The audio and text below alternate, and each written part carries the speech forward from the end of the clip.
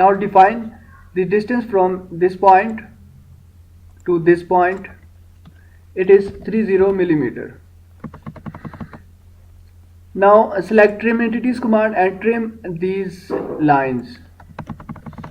Go to features tab and then select extruded cut command and cut it from throughout. Press OK button. Again select circular pattern and then select this extrude cut one. Now click on this box and then select this circular edge and the quantity is 4. Press OK button. So side cover is ready. Save this part as side cover. Now it's time to assemble all the parts together. So for that, start from assembly.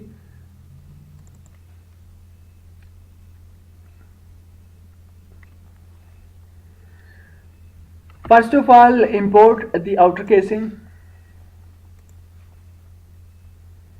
Then import rest of the parts one by one. Side cover, shaft, rotor and bearing. So we need two quantity of side covers and bearings. So for that, press and hold Ctrl key from your keyboard and then drag the side cover. Release the Control key, again press Control key and then drag the bearing to make duplicate. Now start assembling them. So first of all, we will assemble the bearing with the cover. So for that, click on this outer face or outer diameter of the bearing and then select mate. Now click on this cylindrical diameter or face of cover and lock the rotation. Press OK button. Now click on this face and then select this face of bearing. Press OK button. Similarly for the other side, select this outer face or outer diameter of bearing and then this cover. Lock the rotation. Press OK button. Select this face and then this face. Press OK button. Now assemble this cover with the outer casing. So click on this outer face of this outer casing and then this diameter of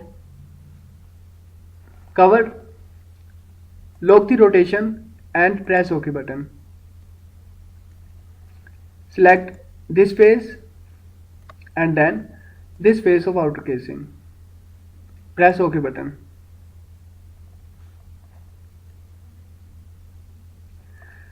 Now select this face of shaft and then this face of outer casing. Do not lock rotation. Press OK button. Now assemble this rotor with the shaft. So click on this cylindrical face of rotor and then this cylindrical face of shaft and at this time lock the rotation. Press OK button.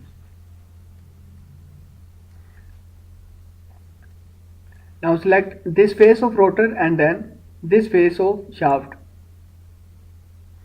Again press OK button. Now I am going to assemble this side cover with the casing. So click on this outer face of casing and then this face of side cover. And we have to flip the made alignment. So for that, click on this button, flip made alignment and then lock the rotation. Press OK button.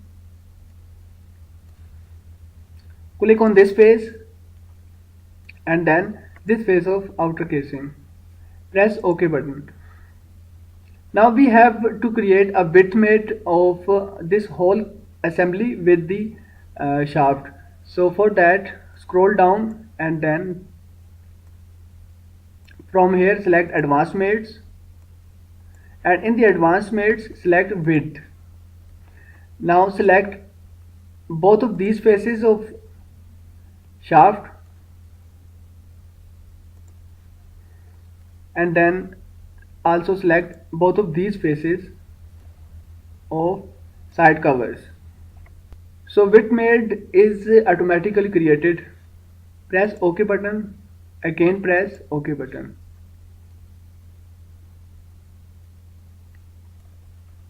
Now try to rotate the rotor. So it is rotating. Now change the appearance.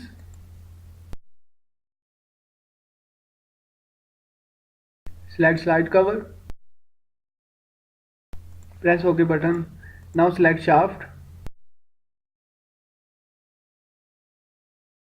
Now select rotor and change its appearance.